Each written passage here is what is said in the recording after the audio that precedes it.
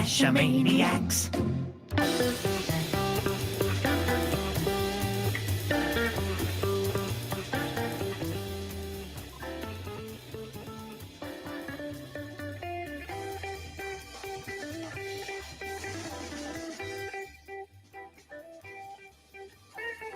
Geo Gearheads.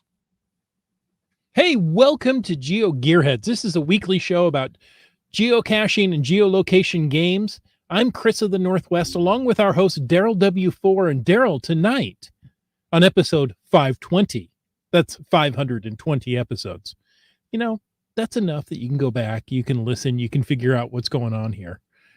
On episode 520 of the Geo Gearheads, we're talking about fun hides. Yes, And they could we be are. fun-sized hides, meaning smaller ones. Yeah, so these are the 100 calorie or less hides, right? Mm-hmm. Yeah. How come the those are snack size candy bars? How come the fun-sized candy bars aren't as much fun as the full-size candy bars? Because the fun size are meant for people who don't want to get diabetes. Oh, that's not fun. Okay, gotcha. Yeah. GSM times 2 wants to know if we're talking hides as in like cow hides. No, this is not about leather. Oh. What podcast are we on again? I was going to say, now that I say that really does make it a different type of podcast. Definitely one that we would have a great deal of difficulty being in the Apple podcast directory. I don't know about that. I think they're pretty flexible there. Yeah. As long as you admit it. Yeah, there's a lot of that kind of problem. Pizza Ninja says, thank God there are no fun-sized pizzas. Yes, they're individual pizzas. Yeah, I used to eat them all the time bites. as a kid. The bagel bites. Bagel bites, yeah, that's it. They're Any very pizza is a fun-sized pizza if you try hard enough. But we are talking today about hides that we'd like to see more of. And it wasn't all that long ago, only about, I think it was like 504 that we last did our fun hides. And that was talking about hides that are fun and not too hard. This one, we're going to be talking more about some hides that take a little bit more effort, but are definitely enjoyable hides. Alrighty then. If you say so, I'll agree with it for the time being. Now, of course, there's not anything most geocachers like more than gadget caches. Mm-hmm. Because they are a lot of fun, especially when done well. So we're not going to dwell on those, but of course, that makes the list. Those are a lot of fun. Yes.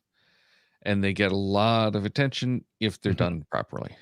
So real quick. They even get the attention if they're not done properly. Well, they'll get different attention too. One of my favorite gadget cache hides around here was a 2-person puzzle cache. You had to solve the puzzle before you got to the site, which we actually had to listen to a Billy Joel song. I know it's awful. Terrible. Not necessarily.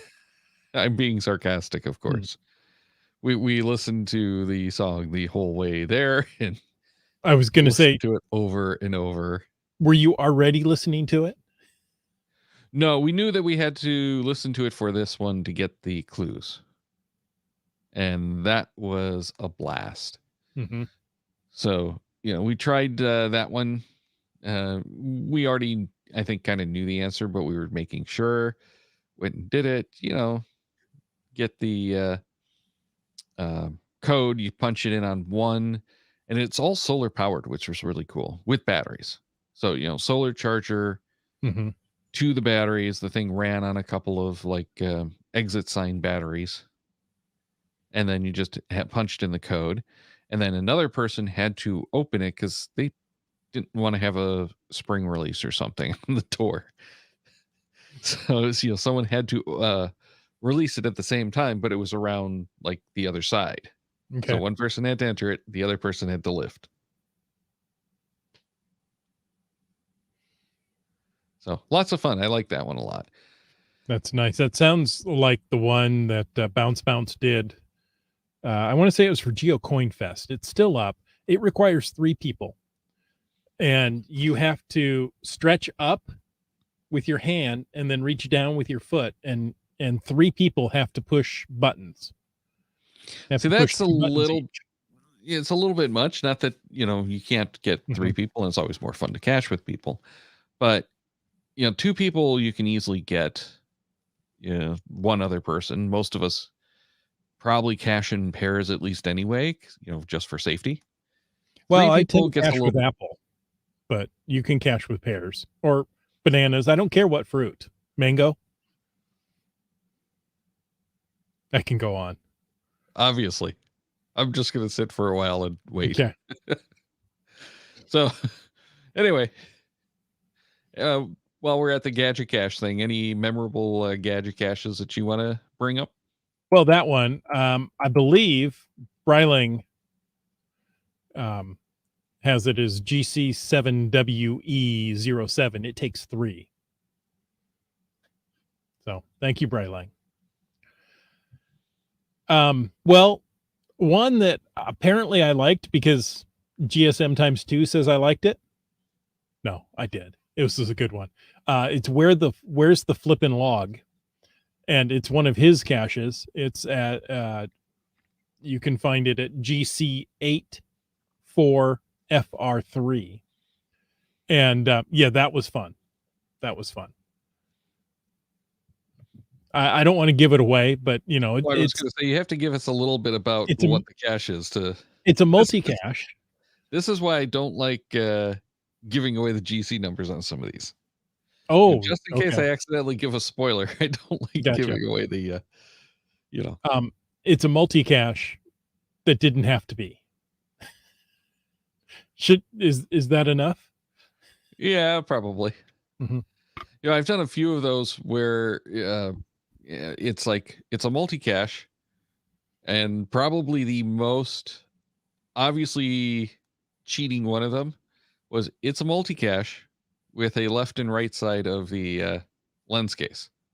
That's the world's smallest multi. Now that's an official multi-cache. Yep. GSM times 2 reminded me it's a traditional, not a multi. Well, then you're totally wrong. Yes, I am. But those take a lot of work. They take some skill to put them together. Mm-hmm. If you can do it, awesome. And there are some tutorials on these that make it pretty easy to put one together yourself. So it's not like you have to come up with it. You can build one, modify one, and then build it, whatever you want. So if you are so inclined and have the time, which is part of the problem of doing one of these things, by all means, have at it. One of our big problems out here tends to be the lack of available space. And we've got a few gadget hiders, and for the most part, we try to leave available spaces for them to hide new and more awesome caches. Now, I'm blessed to be in the Northwest with Bounce, Team Noltex, and Goblin Dust, who make some of the best multi-caches in the world. Or I'm sorry, some of the best gadget caches in the world. Yeah. And, if you're coming out in August, hint, these are must find caches. You've got to find. If you're coming out in July, don't bother. Well, if you're coming out in July, you'll have more time to find more of these. This is true. One that is no longer available was by Team Noltex. I believe it was named Come On Down. It was a Price is Right themed geocache. It was in a city park, and it was in a huge metal like electrical box, but quite large. And it was a full-sized Plinko game with sound effects and lights. Wow. So, that's impressive. You open it up and it hits you with the Price is Right theme. Dun dun dun dun dun dun dun dun dun dun. You know it. I don't have to. I actually can't think of it now. I thought I knew it until you started. Okay. humming, I'm sure if and we whatever. play it, we'll be banned from YouTube for the Oh, rest yeah. of our lives. But Yeah. it hits you with the Price is Right theme, and there are, I guess they're chips, Plinko chips. You put in the top, you have multiple holes, and they bounce around, and you've got to get one in the center. And when you do, a door slowly opens, and out drops the cash. Very Now, nice. oh, it was one of those, and I was actually disappointed on my first drop. I hit it and got the container on the first drop, on the first drop of the chip. I'm like, oh, let's put it back up there and let's play some more. I mean, this is just one of those. It was so much fun and so well done. And like your gadget cache that you mentioned, it ran off of batteries, but it had a solar panel to keep those batteries topped up. Sure. Yeah, it's a nice, easy way. And with all of these, you have that common thread of you have to get the landowner's permission, and Mhm. it takes a little bit more than just, hey, can I put a geocache here? It's, hey, I've got to bolt this into something, or strap it. And Now, Team Noltex is excellent at getting permission. They've worked and have a relationship with the parks department. So, he was able to put in a cement base, with 4x4s coming up that this was bolted onto. So it was quite secure. wow. GSM times 2 says if a person wants him to give up a space so they can send a gadget cache, he would give it up in a second. He did that with no place to take a dump. That was one of my favorite names for geocache too. So yeah, that's pretty awesome. I'm assuming there's some kind of story behind that. No, it's just read it for face value and move on with GSM times 2. Sorry, I had to say that. But it's really amazing what some people have been able to pull off with these gadget caches. We see some of the videos of just amazing gadget caches out there. And there are so many awesome ideas that you can do if you really want to do it. But it does take some time and some space and working with various departments. And Right. a lot of people that we've talked with have said, they go and build the gadget cache, show it to the parks or whomever and do it. And then there's a lot of others where they don't go through the full build until they know where it's going, So it can be because customized to fit. it's customized to that space, and that's what dictates it. And I think those tend to be more intriguing. Yeah. But when you're building one that's that involved, yeah, you just have to build it for the sake of building it and find a space appropriate for it. Right. Now, I know we've talked to West Virginia Tim, and I've talked to Goblin Dust, and both of them put some of their gadget caches at businesses. Right. So they go in and they ask permission. With Goblin Dust, he knows most of the people. So he's, hey, what would you mind if I put something like this here? Oh, well, they're a little hesitant at first, and then they see it and they're like, oh, this is great. Yeah, you can put that here. And then let's say it's a coffee shop. Well, the competitor across the street, they want one too.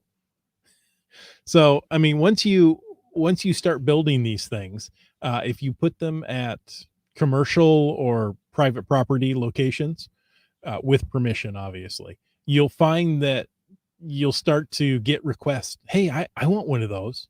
I can have one of those at the hotel, because that would bring people here. Yeah. Well, in West Sure. Virginia, Tim was talking about that, where he's got problems that the 10th of a mile limit prevents him from doing that. And he's got businesses very upset with him because he won't put a cache there because geocaching.com doesn't allow it. Right. Yes, too He'll have close to to make another. he'll have to make it a multi. Put one spot, A virtual location. 2 miles away. Yeah. Yeah. Or a puzzle or something like that. Yeah.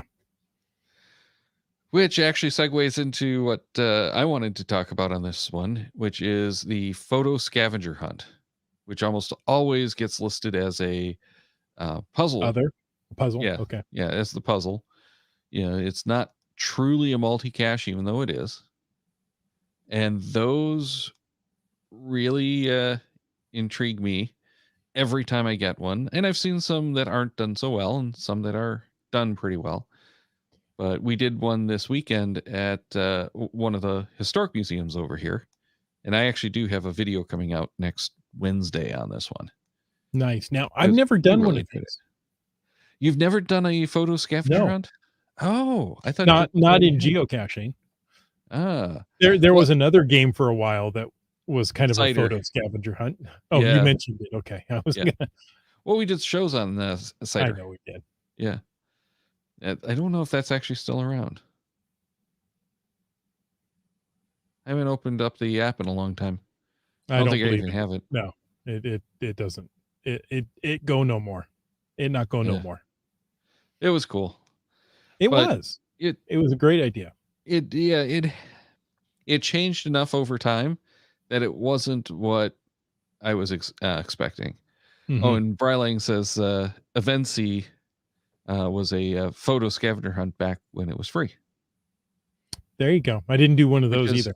Yeah, that's actually the reverse of what I was looking for, because Evency, they gave you something to take a photo of. It's more like the locationless cache. Here's the clue, go find a photo or go take a photo. The photo scavenger hunts that I'm talking about are, here's this photo, go to this location and find this, and that will give you this digit. So they do take a lot of effort as a finder to do. And like the one that I did at the museum, we know the collection there that's on display well enough that we could walk around and find them pretty easy. We went out of order because they're in order of the coordinates. Oh, right. And in this case, it's generally, not always, but generally, find this photo. What is the year, the final digit of the year of that artifact? They threw a couple of loops in there, but overall it was pretty easy, and it took us to parts of the collection that we knew but never really paid attention to sometimes. Other parts that were favorites that we knew pretty well, but we couldn't tell you the year. I guessed at years and was within a few years at a couple of them, but it was nice. And frankly, this one you could probably have done online. If you knew what you were looking for in the collection, you could look it up. It's not that tough. So that's probably how the checker on it has 660 wrong answers. They found the same thing at a different museum, and it ended up being the wrong year then. Or having a different date on it. Sure. Exactly. So, I really, really like that. It's go through, you only get the one. But in this case, it was cool because it's in the museum. What a great way to spend a yucky day, because it was really cold this weekend for us and not really safe to be outside for very long with exposed skin, at least. So, even doing some of the bundling up probably is not such a good idea to be outside. But we still went caching afterward when it warmed up a little bit. But, spent the morning doing this fun scavenger hunt in the museum. Ran out, found the nano on the fence post kind of thing. So not much of a hide. But no, and it doesn't really need fun. to be, right? No, because the adventure is the reward. You're just putting the cache there to put the cache there. Now, GSM times 2 says that it sounds like an adventure lab, which it kind of is. You could do some of this stuff with an adventure lab, but if you're limited to the 5 stops, at least you get those 5 stops, go and fill it in. But this is a lot different than just doing that, because you're going to several locations to solve a problem. And if you mess up one, you're starting over. And that's kind of the downside of it too. But, I really like doing that one. one of the first of the scavenger hunts like this that I did was in a downtown area of a smaller town. They gave you a center coordinate and said everything is within, a mile of this location. Here are these detail photos. Go and do it. It took me multiple trips to pull that one off. But we're looking at all of these weird, cool architectural details from all eras of construction. It was really amazing. And again, we got better experience and, ended up doing some photo walks through this area, grabbing similar photos just because it was so much fun. So how much hate mail do you think the owner gets? Because, they're not predefined waypoints. There's a lot of walking and it's, not as neat and tidy as some other. Yeah, they didn't get a whole lot of multi. fines on that one. Mm-hmm. No, that's a puzzle again. Puzzle. Okay, thank you. Sorry, puzzle. Yeah. But I have multis on the mind. Yeah, I don't know a whole lot about what they ended up with. I know it didn't get a whole lot of fines. The people complained about that one a little bit, but the people who found it raved about it. And part of what they did was rather tough with that one because they actually played with some of the photos a little bit. Ooh. So they messed with the colors, so the color wasn't right. And so that's one of my huge keys that I look for is I'll scan for color. And right. That's not okay. So that was a little bit skeevy, shall we say, about that particular one. We have a question from HTD who wants to know what was the DT rating. It's an excellent question because I don't. And while you're looking that up, I'll clarify that HTD would be Houston, Texas, Dave. I just thought, why not throw in initials? That seems like fun. I hope you're not offended, HTD or Houston, Texas, Dave. Maybe you should be Houston, Texas, David. The one that I did in the museum was a 2.5, 1.5. Okay. I don't remember the one that was in the downtown area. That one was archived years and years and years ago. So couldn't tell you on that one. I've also done some others where it's, find this one. I've done a few where it was like a city. They'll give you the city. Here are these photos. You can find them all in Google Maps. And I don't remember what they did with it, but here's the photo. Go and look this up. I did a Adventure Lab kind of along the same lines. It takes you to a location. Here's this photo. Tell me what's missing. Where they actually removed items from the photo and you had to identify which items were missing. Wow. Okay. So, I like these visual puzzles like that. Not the, go find this in this puzzle so much as the go find this in real life. Mm-hmm. Mm-hmm. It's just always fun for me to go and hunt around like that.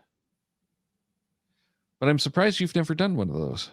I'm not surprised that, they're few and far between. And it's probably in part, it's very difficult to do one. I've tried on multiple occasions to put one together.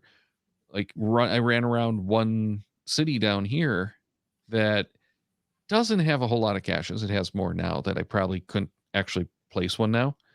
But it doesn't have a whole lot of caches. It has a good almost mile-long stretch of Main Street.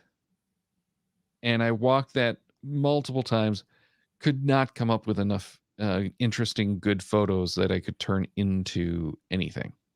Now, I've done an adventure lab that used plaques as you walk along, but these plaques were very small. In fact, I had never noticed them, and I had walked this waterfront walk several times, but they were small enough I never noticed them before. And they were small enough that even though you got, within 50 feet, it was still a hunt to find them. Really? Yeah. Like, where is, oh, there.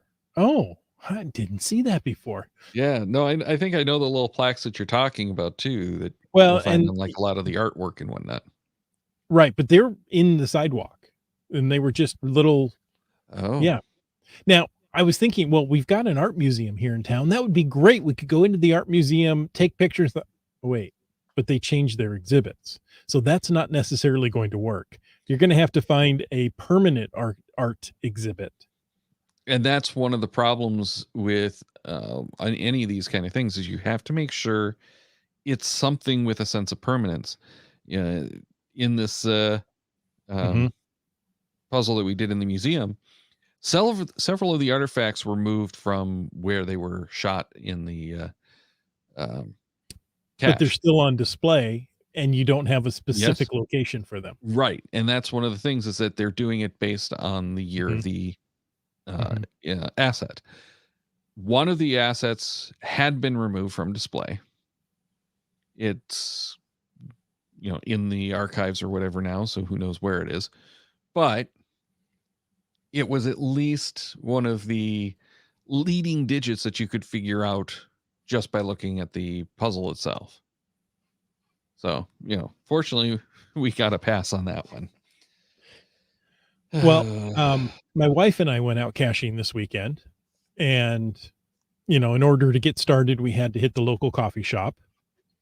And I said, actually, there's a mystery, a puzzle right across the street that I've started once before, didn't have the right information.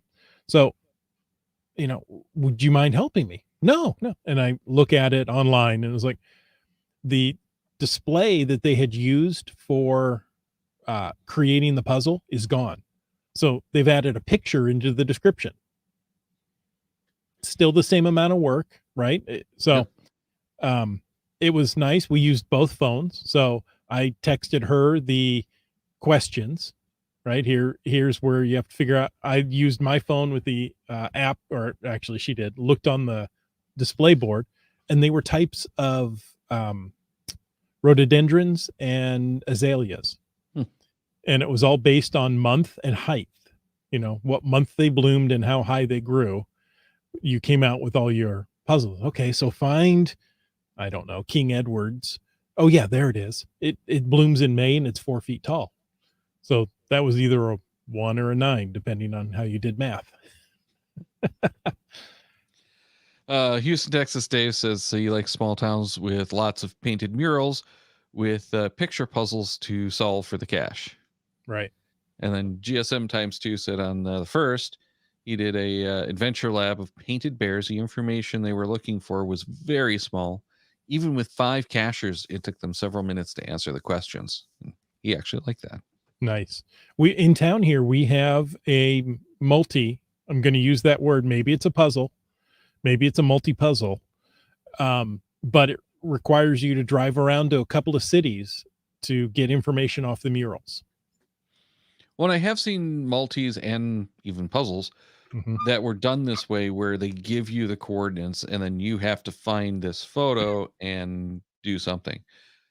I think ideally the way that you would do something like this is put a location or a guide to the location. Like in the museum, you obviously can't use coordinates because you're not going to get a good enough fix.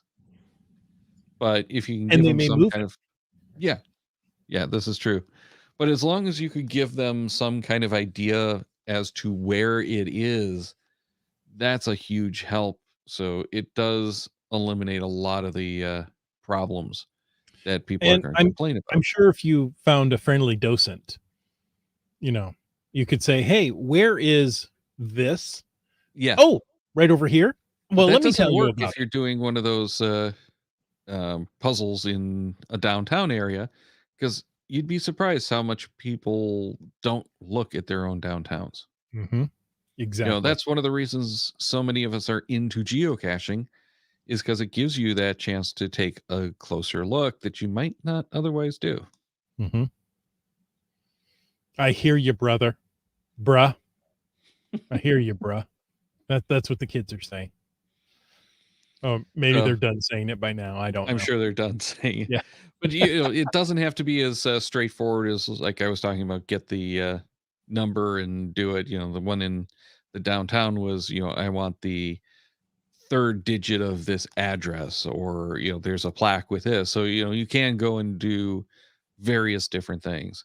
Mhm. And there's one of them that I had done where it's okay. Go find this spot, face 90 degrees from this spot, and what is the second word of that plaque.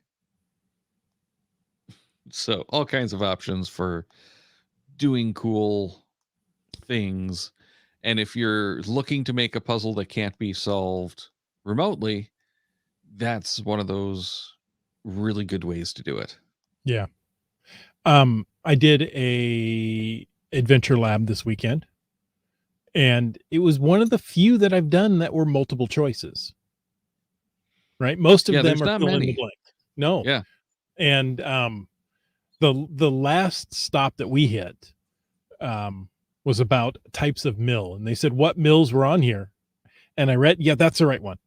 Oh, no, it's not. Oh, they're all the same answer. They're just in different orders, right? So there was 3 types of mills, and I'm like, oh, okay, it's that one. Like, well, yeah, they were all listed. That was it. He just put them in different orders so you couldn't. Oh no, you had to find the right one. That I thought that was interesting. Yeah. And we saw harbor porpoises. Oh, That's cool. actually, yeah, we actually stopped and did a physical cache, because as we were driving by the shore, my wife goes, "What is that out there? Those aren't seals. They have fins on top." So we had to stop at a park and go look and watch them. Nice. But getting back to the puzzles, one of the nice things about doing that is it gives you the ability to take people somewhere that you can't put a hide, Right. and then you have to put the hide within 2 miles. But it's a good way to do something to bring people to a place where you can't put a hide, and then you just put the hide somewhere nearby. Mhm. So it solves that problem of protected areas And that's or density. and like your photo quest there, the hide doesn't have to be anything special. In fact, it can be almost disappointing. Absolutely. And I don't mean that in a negative sense, but you know, you can just do a micro under a lamppost, and Yeah, that's and good. that said, I do encourage you to do better hides, Right. but in many cases, it's not appropriate or not possible. So, Mhm. that micro, and I don't like the finals of those kind of things to be that challenging. I just like them to be, better Right. hides. Something that holds a travel bug would be nice, geocoin, but, I'm just happy to sign the log, to be honest. Yeah, there you go. Yeah. Now, Darryl, as you're going out and trying to reach the peak each month, what type of hides would you like to find? Oh, really? The ones that I like the best right now are those adventure labs because of the weather and the lack of content or Okay. contact. Yeah. So I like doing those because it just makes it easy. Yeah, I just feel better doing those kind of hides. I'm running out of adventure labs, Same. within a 30-minute drive. Yeah, same. Uh, and actually, it might be more than that for me now. But yeah, it's tough to find the adventure labs, but those are the ones I tend to like. I also like doing the traditionals, because they're just easy Mhm. again. Puzzles, it takes a lot of effort to do them, and a lot of times, yeah, I just can't get them. My overall problem though is I've completed most of the caches right in my area that I can do, so it's always planning and a trip to get somewhere where I can do them. And even if there's caches within like 15 minutes, it's like 2 or 3 caches. That's it. They're the caches that have Mhm. been refreshed, not the ones that, uh, I can go and do, 10, 15 caches usually. Right. I'm starting to see new caches come out around me, which is, you know, nice, Welcome. especially for these. Yeah, it's very welcome for this these monthly challenges. All right, so we've talked about the gadget caches, which is kind of a no-brainer. We've talked about the photo puzzles, which you don't see very often, the photo scavenger hunts. Especially Anything me. else that comes to mind of hides that you'd like to see more of that might take a little bit of effort? I would like to see whatever the top type is for the month. More of those. Right. So if it's multi or letterbox or Or most favorited? You'd like yeah, to see more exactly. most favorited? Um I I I, I like adventures. There are a couple that are close to me that I'm saving just in case I need them for a month. You know, I figured those are quick and easy. I can go down and walk or probably even drive it and get the answers I'm looking for. Um, so yeah, that's kind of what I'm leaning to. I've done a good multi recently, and that's kind of reinvigorated my like of multis. Yeah, and multis are challenging because again, you have to make it very difficult to lose that information. Right. So whatever it is, yeah, if you're getting out there on like 5-stage multi and stage 2 is done, you're toast. But at least at that Right. point, you've only done 2 stages or attempted 2 stages. Mhm. It gets really frustrating when it's on like stage 4 or Yeah. 6. It gets bad. So it's very challenging to keep those ones going. Yeah. I told you that several years ago, Wits End and I did, I think it was a 6-stage multi at kind of a shopping center. And, okay, well, there's a place we like for lunch there. Let's go. We'll, we'll knock this out. Oh, I think we got 2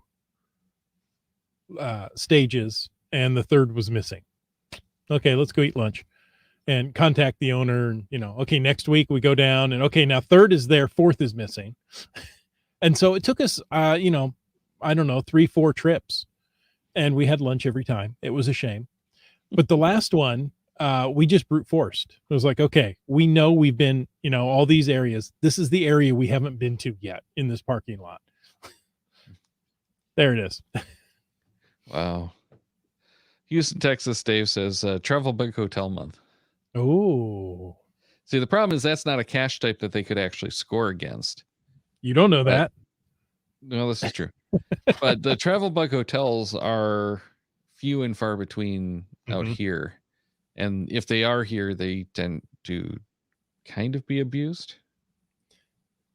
They're just not given the love, and they're almost always older ones. Yes. Yeah, you don't see new travel bug hotels pop up often. Mm-mm. But those are nice ones. And I've seen some amazing hides done around that where it's, travel themed and they've painted the inside or, I can't even really remember all of the various ones that I've done like that. But, you get the hospitals with the in and outs and it's just really amazing seeing what creativity people have put into these. There was a series of travel bug hotels around here called Stargates. And it was interesting because, there you open it up and I think there were 2 sides, right? Coming or going. Okay. And if it was in the going side, the owner would pick them up, take them to the Stargate that's connected to. Right. And drop them off there. And I was like, oh, that's kind of fun. That's work for the owner, right? That's work for the cache owner to make the trip around and move the travel bugs from Stargate to Stargate. But I thought that was a very interesting idea. Yeah, I've seen a few of those out there where it's, hey, I have to go to, Georgia once a month, so I'm going to take it to Georgia. Yeah, and I have a cache in Georgia and I have a cache up here, and I just, move the travel bugs between. And a lot of those, it's actually like, drop it into the black hole. You can't get it back out. So people can't take the travel bugs. Right. Yeah, until they've moved. Which is very, very cool. GSM times 2 says that GCHQ Marketing said the number of Adventure Lab locations completed in 2021 was 14,600,000 for geocaches, 72 million found logs posted. So it's already become a very significant portion of the game. Yes. I think I don't want to be negative here, but I think the numbers are inflated because you get 5 finds for each adventure lab. So maybe there were 3 million adventure labs completed, not locations. Yep. Which is still a huge number, don't get me wrong. But I think, and I'll admit I use them for the find count. Yeah. Well, and not just the find count, but the scores in Reach the Peak. Mm-hmm. So, interesting. Oh, hey, Brylang says the portals that I was talking about sounds like a travel bug jail and probably would not get published. Really? Yeah. If you can't take it, you wouldn't be able to publish it. I had never considered that. See, that's why I don't do travel buggables. What are they called? Trackables. Trackable. Wow. All right. You know what? Maybe I like we need to call Travables. this one. Why don't know would that Darryl? either of us are mentally there anymore. Hey, we weren't there to begin with. True. It's only 7:00 p.m. for me, so I really don't have much of an excuse. Yeah, my excuses this year has been already like 2 or 3 months in my life, it seems. I hate to tell you, we're still in the first 2 weeks. I know, that's the problem. Okay. I'm going to age like another 10 years by the end of the year. Yeah, it's one of those. But we're going to wrap up this episode. Hopefully you got some ideas and try some hides on your own. And let us know if you do actually try hiding one of these cache types and how it goes for you. But that is going to do it for this episode. Make sure to check the Cache-A-Maniacs website at cacheamaniacs.com for more on the Geo Gearheads, including show notes for this and all of our episodes. We love hearing from our listeners, so leave us feedback by emailing geogearheads at cacheamaniacs.com or through social media. Your support helps keep the Cache-A-Maniacs shows coming. Please consider becoming a patron through the link on the website to support the Cache-A-Maniacs shows. Geo Gearheads is produced by Chris Offenauer and Darryl Wanberg. This show is copyright 2022 by Darryl Wanberg. All rights reserved.